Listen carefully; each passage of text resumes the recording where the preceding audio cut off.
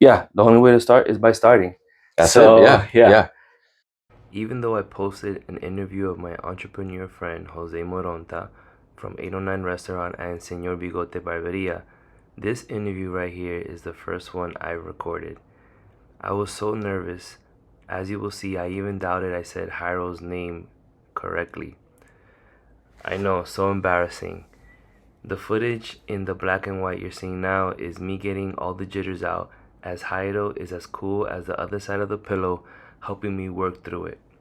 I leave this part in because this is real life, and I plan on not letting mistakes and such stop me from continuing doing something that I truly enjoy, which is shining a spotlight on some cool people that I think you should know about.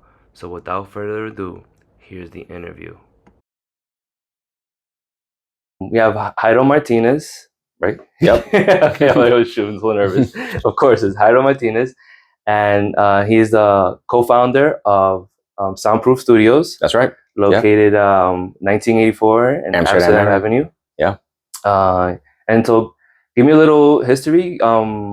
You started it with by yourself or with somebody? So initially, I started it by myself. I was actually 18 years old. I always said that this story is, it's a long story, but it's also, one of those stories that it's taking a long time, for it to go from where I started to where we are now.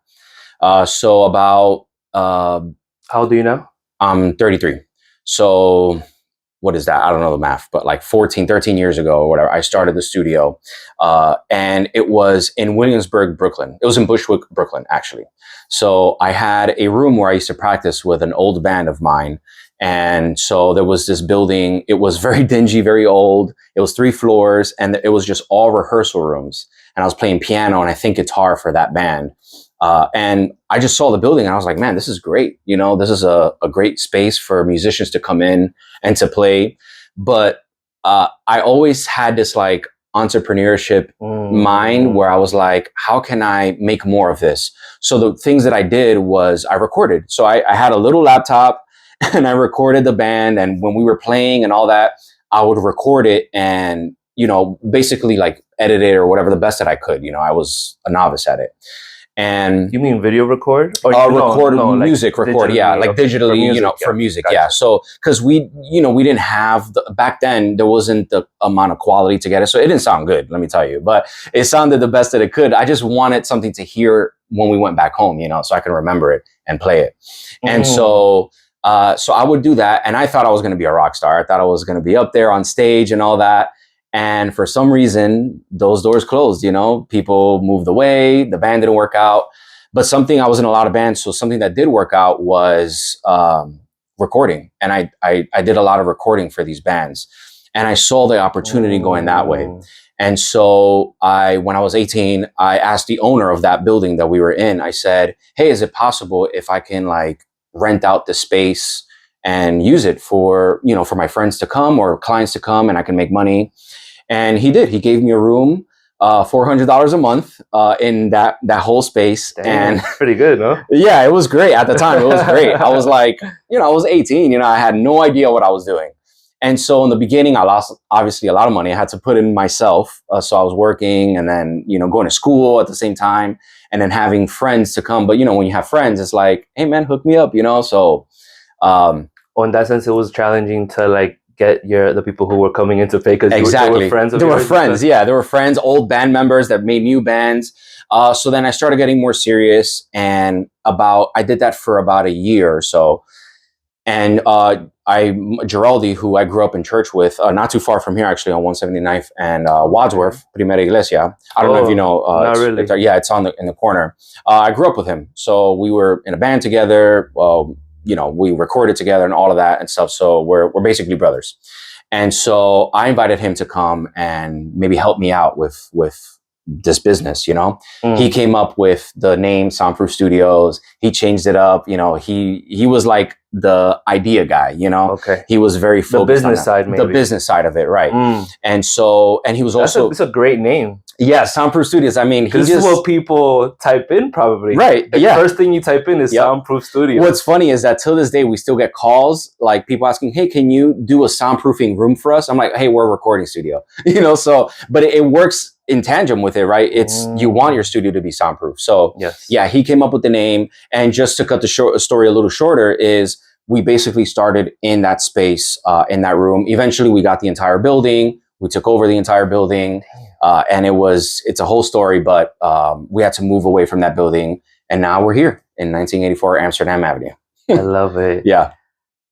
Have you done any other businesses apart from this, or this is like what you've been doing since 18? This is the only business I've done. Yeah. Wow. This is the only business I've done. Yeah. I thought. So you started. When did you start here? Sorry again. So we started here in 2015. Okay. Yeah, we started here in 2015. But you've been doing it once again. Over there, it was 2010. So in Brooklyn, we started in 2010. The business technically started in 2010. And then we moved from there. So basically, the landlord of that building was selling the building, you know. So it got sold to another person, and then it sold to this woman. This woman said, "Hey, I'm actually going to sell it again. You know, I just bought it to sell it again. And we're actually, you know, kind of kicking you guys out, you know." So we had no choice but to leave. You know, it was out of our hands. You know, we were renting the space, the entire space, but she owned the land, you know, so we had no choice. So we left, and then we found our space here. How did you find this space? So actually, Giraldi is I think he was walking around this neighborhood, and I mean, we were sad. We were like, man, we lost our business and all that. You were commuting from here to Brooklyn?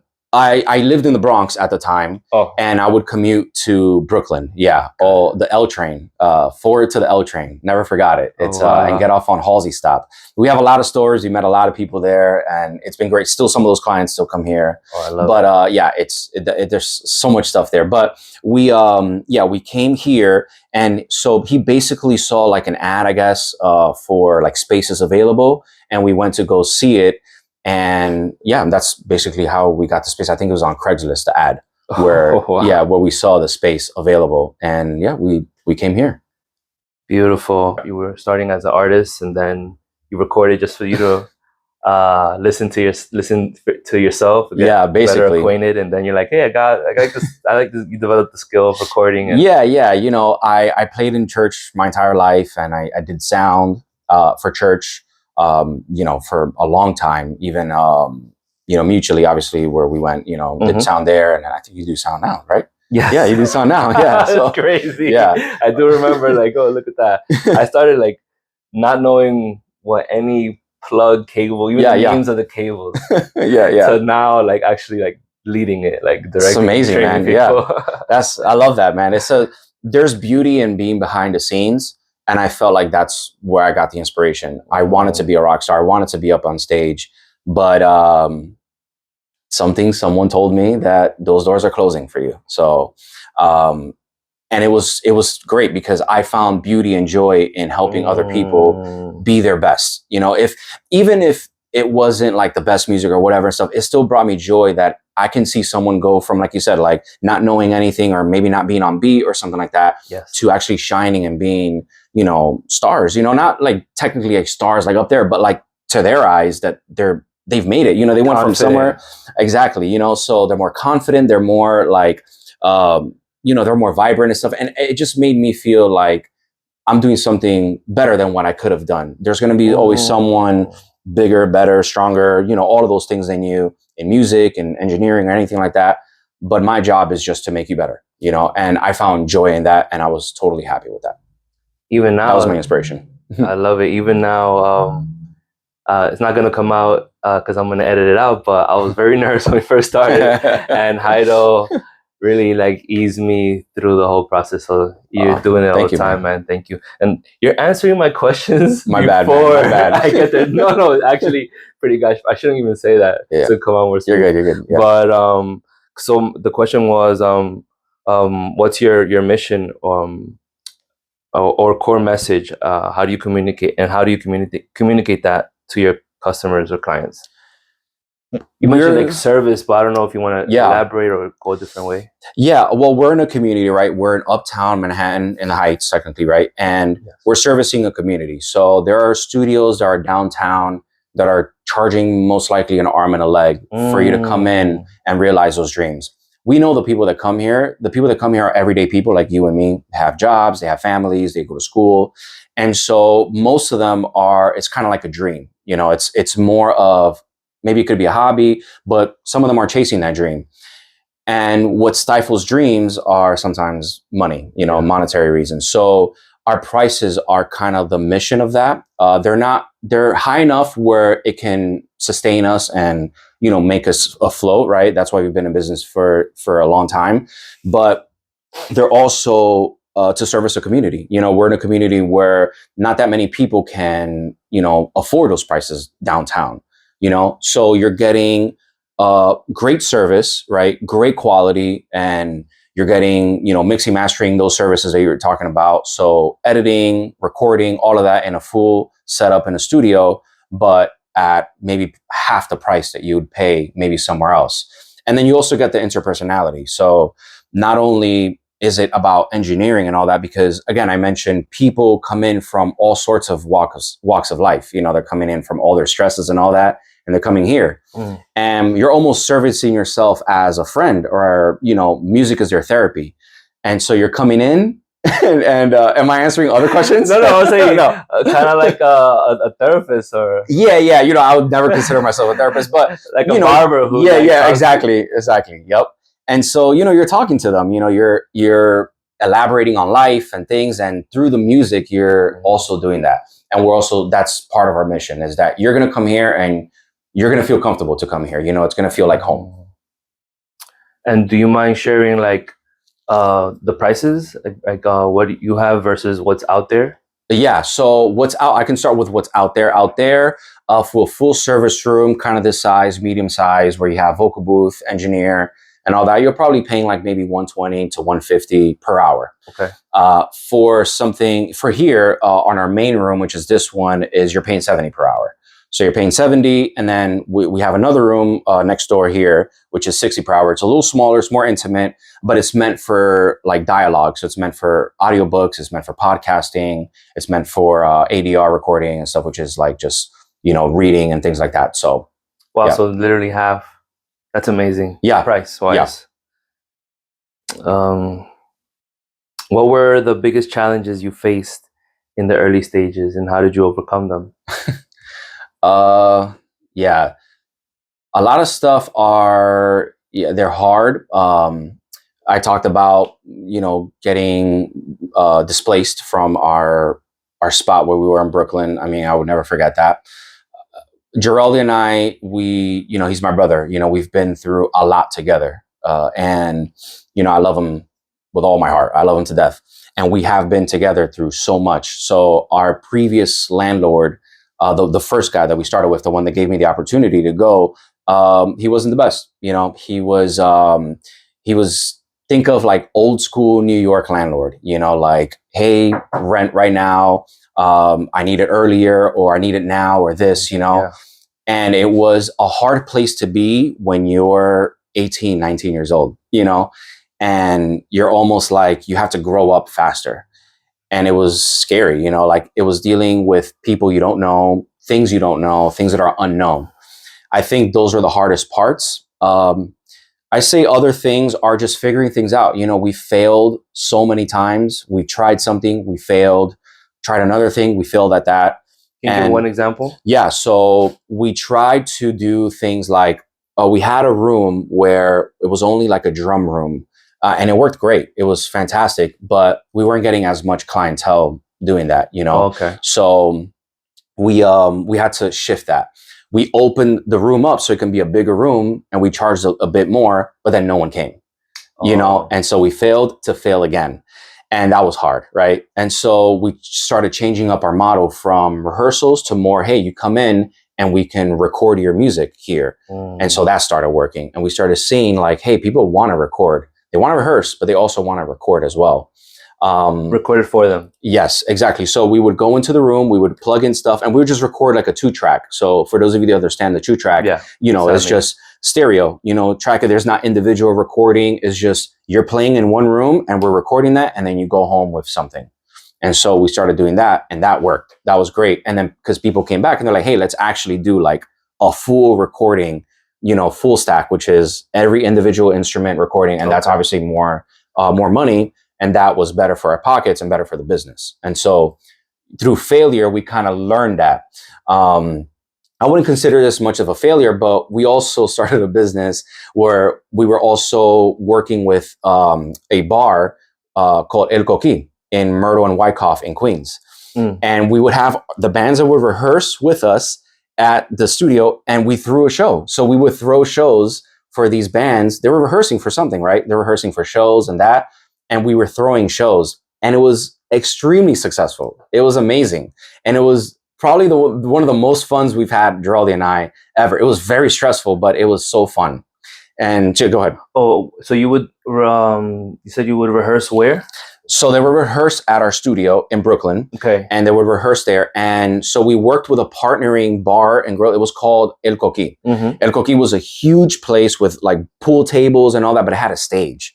We saw that stage and we were like, wait a minute. Geraldi would go to the gym upstairs and he saw this place and he saw the stage. And the stage pretty much had the space that bands were looking for. Bands were always asking us, hey man, do you know a space where we can play? There's Ardene's Grocery, there's, Webster Hall, there's all these places that you can play as a band, but people were looking for new places. And so we were like, wait a minute, that's a business idea. Why don't we take the equipment and instruments that we have at the studio and take it to El Coquí? They don't have to come in with anything. Everything is already there. Speakers, microphones, all of that, cables. I engineer it, and that's it. We go from there. We do a live show. And it was so they would invite they would open it to so patrons and exactly. So we would do money tickets through the door. Oh, tickets. So we do like literally shows, like a concert, like a concert. Okay, it was basically a concert. Got it. So the bands that would come rehearse with us, we'd be like, hey, we're throwing a show August 14th. You want to come in? And they're like, yes, of course. Okay, cool. You sell 10 tickets, and then I think it's like a 2-drink minimum for the bar to pay the bar, and then we go from there. And it was extremely successful. It was awesome. Do you do that now? No, we stopped doing it. It was very stressful because now that's 2 businesses. You asked me earlier if I had another business. I still considered that as the same business, but it was separate. No, it is kind of different. Yeah, it was very separate. I still considered it the same, but it was we learned that it was very separate and it was very stressful. So it was hard to do both, really. We were still like doing the studio, still constructing. And, at that time we were breaking walls down, failing and doing all those things. I saw the pictures. Yeah. And it was hard to do both. It was hard. We threw about maybe I'd say like 10, 11 shows in a span of like 2 years. And it was great, man. It was great. Just a lot to carry at the It same was a time. lot. Yeah, it was a lot. And so you built this with your brother with your own hands. Yeah. How did you know? How did you know about laying the floors and putting up walls? And so we both have different stories. Geraldi, his father was a very good carpenter. So he worked with him a lot. He worked with his hands a lot. So Geraldi, very good with his hands. So he's kind of like the mastermind of the space. And I was just like the helper. I would cut wood. I would help him and stuff. But I had a super where I used to live at my mom's house, and he would also like tell me like, hey, this is plywood, this is 2x4, this is steel beams, all of that, this foundation. And so that we kind of came together, Geraldi and I, and that, although he was more like in tune with all of that, we both had like experience coming in with that. And then in Brooklyn, we built that whole space. It was 3 floors, and we pretty much had our hands in each room. There were 13 rooms inside. And we pretty much had, at the end, there were like 10 rooms because, again, we broke walls down to make bigger rooms. But we made that room. We made it soundproof. We made it, we put new beams, floors, paint, all of that. All at your expense? All out of our expense, yes. So that landlord really he had the best. He had the best, yeah. But, wow. Yeah. So we did the same thing here. We built the studio. It took us maybe about 2 years to finish building it. And when were you able to start recording? Like, were you recording before the 2 years at some point, or like it took you started after 2 years? Yes, in this space, yeah, we started after 2 years. We did like here and there sessions where I can come in with my laptop and I can kind of navigate it, but I didn't have my full equipment. So it was a little harder to do, but we still had like projects. Cause again, remember we left Brooklyn. Yes, and so we still had projects pending. We had clients. And so we still had things to do, and so, yeah, we did it here, even in the midst of like construction and things like that. You made it work. We made it work. A true entrepreneur. I love it. What's one marketing strategy that has made a significant impact in your growth?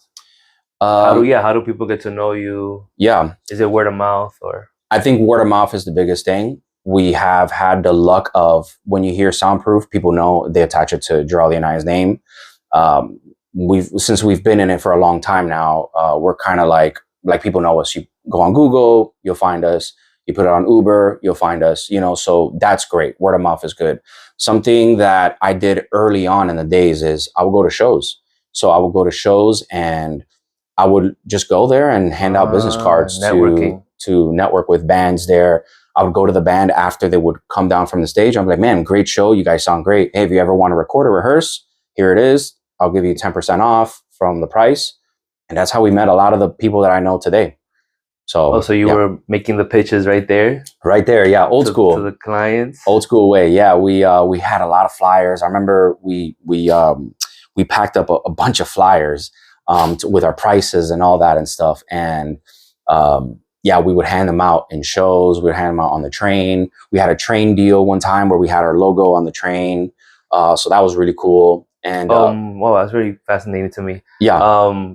So like when people are like standing, like that little strip that we couldn't afford a big one. Or was it we like only had the poster size, inside the train. Inside the train. So inside the train, there was one that was right there. It was like, where you look at the map? Yeah. It was that size. Okay. So it was just that logo, phone number, and that's it. How long ago was that? How much was it? Do you remember? And how long they keep it up there? I knew someone that worked at MT8 Advertising, and so it was at a discounted rate. I want to say it was probably, $750, and it ran for 2 months, 2 or 3 months. Yeah, so $750, and it was, the only thing is that we couldn't choose the train.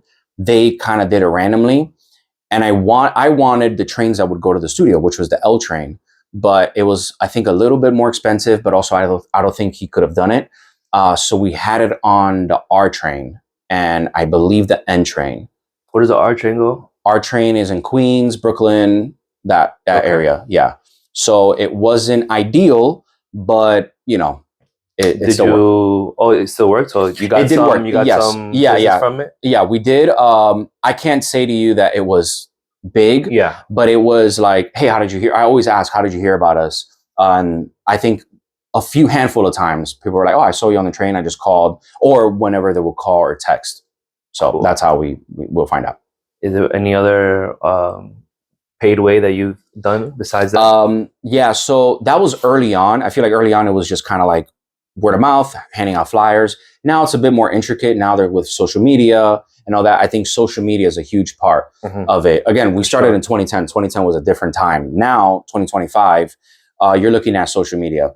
It kind of pays for itself now. Before you had to pay for ads and all that, but I could have someone come in here, they do a video of them recording and all that, and that's already paid advertisement. Logos everywhere. And logos everywhere, paid advertisement. There's a reason why there's a logo there, and there's a reason why there's a logo right here. It's because we started seeing that people, and especially as time flew by and we started seeing times change, we started seeing phones coming out more. And like, I'm at the studio and we started seeing that. We're like, wait a minute, I think we need our logo somewhere. We never had our logo anywhere except for in Brooklyn. We had like a little decal outside of the place. Interesting. Yeah. But we were like, wait a minute, we should have it inside the studio. 1000%. And so, yeah, we got that. And yeah, it was, we put the logo up and we were like, this is free advertisement. People would just walk in and you see in the comments, oh, where's this at? Where is this at? Oh, I like the way that sounds. Where is this at? The other marketing tool is on Spotify, Apple Music, and all that, you can see the song credits and see who like produced it, who did the engineering, things like that. You can kind of Google it.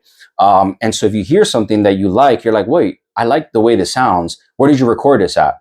And right there is the marketing. Wow. Oh, wow. Never would have known that. Mm-hmm. So cool. Looking back, is there anything you would have done differently when starting your business? I can say that I would do a lot of things differently, yes, but then I'd be like, how would I have learned those things? You know, how would I have learned the mistakes that I made? And you know what I mean? So if like the mistakes is what got you. The mistakes is what my answer could be. I can say, well, I would do the checks and balances different. I would have a network set up where I can have the bands come in and collect this or whatever, or a monthly rate, things like that. But then I wouldn't have learned all those things, you know? But to answer your question, I think I would start by... Or maybe the one thing that would have made a huge impact.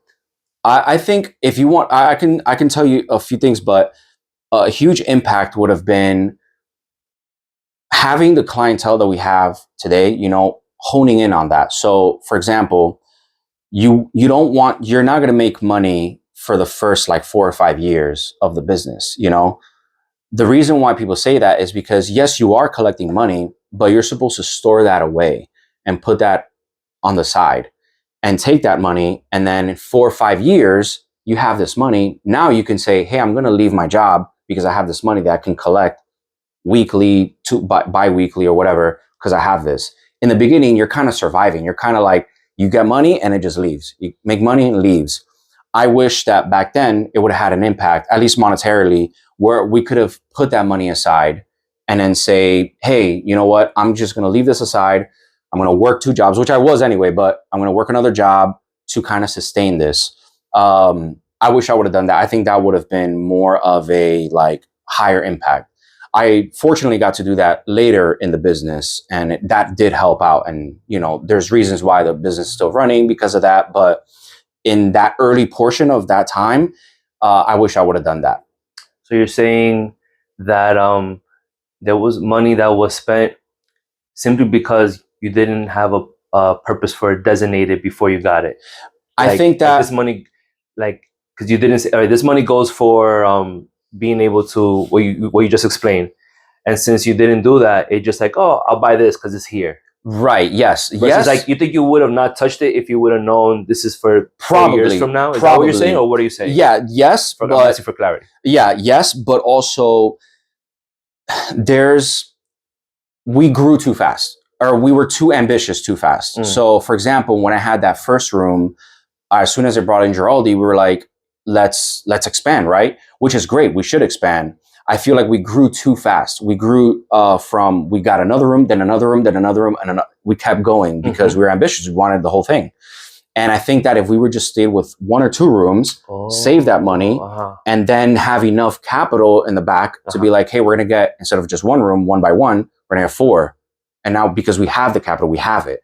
Instead of working in the future, you know, so what we were working was on the right now, the present. We were like, we want that room. We don't have the money, but we'll make the money, if that makes sense. Yeah. We were just too ambitious.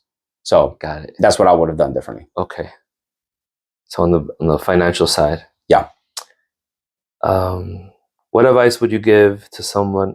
Maybe that's the last question, but let me see. I think there was something that I wanted to ask you.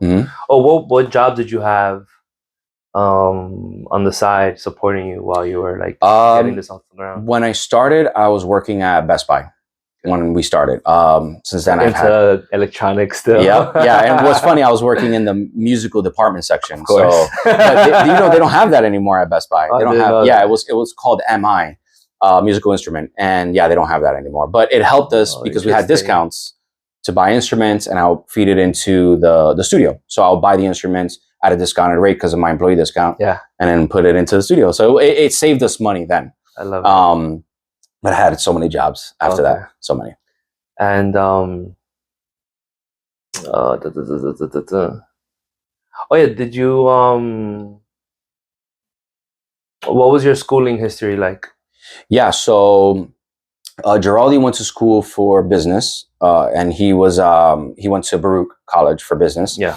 and to Lehman as well. And then I went to Juilliard for music education. So I knew that I wanted to teach music as a profession, and I knew that I also wanted to do engineering. So at the same time, I was in school Juilliard for music education, and I also went to Institute of Audio Research for engineering. Wow. Yeah. That's very impressive. It was a lot. It was a lot. I don't know if it was impressive. It was just a lot. Yeah. It was a lot. Grateful for it, I assume. I am grateful for it. Yes, of course. I think there are two things about that, though. School can be an avenue for you to get places in life, with a piece of paper, to be honest with you. Mm-hmm. But it's not going to give you the experience. And the beauty about, like, I'll say for the engineering side of it, in the engineering school, although the school was great, everything was fantastic, it took like 9 months for me to actually get on a board. Everything was just kind of like teaching theories, things like that. Well, that was in education, but like in engineering, it was more like, theory. Or concepts. Yeah. Why does this sound like this way? What is this frequency? Things like that. Things that you don't really use? Sometimes here and there, not really, but my thought was, I haven't gotten even on a board, but I'm going to leave this class to go to the studio and get on a board. Interesting. You know what I mean? Yeah. So you're paying all this money for a school where it's very expensive, but I was getting it for free at the studio. You know what I mean? Do you think you would have, like, in hindsight, go to a technical school? Like, that's, you know what I mean? So IR, Institute of Audio Research, is technically a technical school. Oh. Yeah. So you get your engineering like certificate, basically. But it's very, it's a great program. Don't get me wrong. It's a great program, and I liked it a lot. But the hard part about that was that, you didn't get on a board, which is what you want to do, and record something 9 months into the program. You know what I mean? Yeah. So that was the offside of it.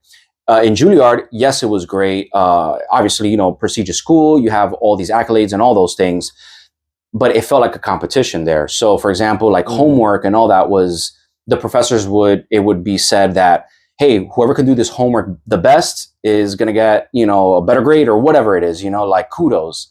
And so I kind of didn't like that. I was like, man, I'm just here to learn. To be the best you can be. Exactly. I don't want to be better than God, because like I said earlier, there's always going to be someone better, stronger than you in anything. You'll never be satisfied with yourself if you're judging yourself with somebody else. Yeah, exactly. What you just said. There's somebody better. What is that? The thief of joy comparison. Yeah. Comparison is a thief. So whatever that quote is and stuff. But to me, I just feel like it was a good experience. Don't get me wrong.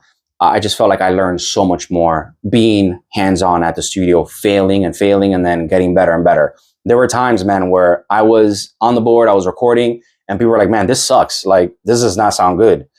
But I needed that so I can get better, because you don't really get that from school. There's no gauge except for like, whatever homework is or a quiz or whatever it is, right? Yeah. But real personal things like one-on-one with a person, nothing beats that. You can't beat that, especially when it's technical like this. You wouldn't even know, sorry to cut you off, but like, you wouldn't even know like that wasn't like satisfactory unless that person would have pointed it out. You thought like, here, this is good. Like, this is good. That's not good. That's not good, man. Yeah. And with music, it's subjective, of course, it's subjective. One person can love something, the other one can hate it, But if 10 people say it. Exactly. That was the problem. Yeah, that was the problem. That's how you got to get better. That you have to do something about that. Yep. So, and now music is subjective, and that's how I always think about it. Like, I know the technical sides of it, like, okay, I got to put this compressor, this EQ, whatever. But at the end of the day, as long as this bass line sound good, now it becomes an opinion. Now it becomes, hey, I don't like the way this sounds, or I like the way this is.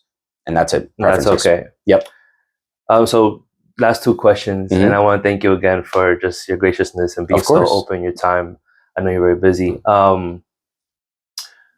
What's anything that you want to share that's not, on my question list, to anyone that may be hearing, watching, or listening to this? I would say that I've seen many people doing this for so long. I've seen many people come and go. I'm going to speak from the side of the engineering side, behind the scenes, not even from the entrepreneur side.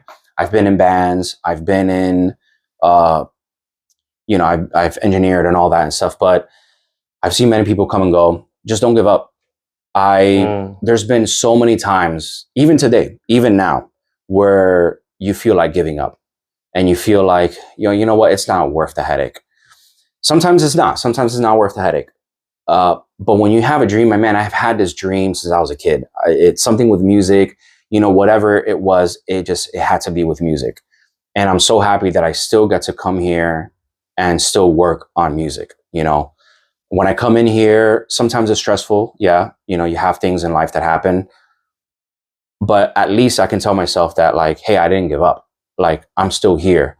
And even when you get calls or speak to friends that talk to you, they're like, hey man, how's the studio going? You're still doing that and stuff, it brings me joy to be like, yeah, man, still doing it. Yeah. Still in it, still here.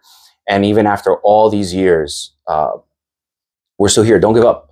If you have a dream and you're passionate about that dream, do everything you can to try to succeed in that. You're always going to fail. It's, one way or the other, you're going to fail in something. And I feel like that's okay. You pick yourself up by the bootstraps and you keep going. It's very cliche, but it honestly does help. I think of all those moments that I've had where I failed and I sucked at something, or I made a mistake on something and I didn't live in it. I stood there for a bit, I reflected, and I was like, man, we just got to keep moving, So don't give up on it. If you have a dream, keep going. It's very hard to do that in this day and age, obviously with social media and all of that and stuff. You're inflated with so many things. It's oversaturated with so many things. But if you hone down on something that you're really passionate about and just keep going, don't give up, and be consistent on it, then, hey man, I think you'll find joy, because there's so many people working 9 to 5s that they hate. Yeah. I come in here, and again, I said they're stressful days, but at least at the end of the day, I know I'm like, man, I'm still doing something I love. And once when you love it, man, it doesn't feel like you're working a day. Beautiful. I think I'm gonna end it there. You have a knack of answering the questions before I get to it. Jairo, thank you so much. Thank you, man. Thank you, man. You're truly a blessed man, and I just wish you more continued success. Thank you. And I want to let people know to head out to Soundproof Studios, 1984 Amsterdam Avenue. Look them up on social media, Instagram. They have a website, and this man right here will help you genuinely from his heart.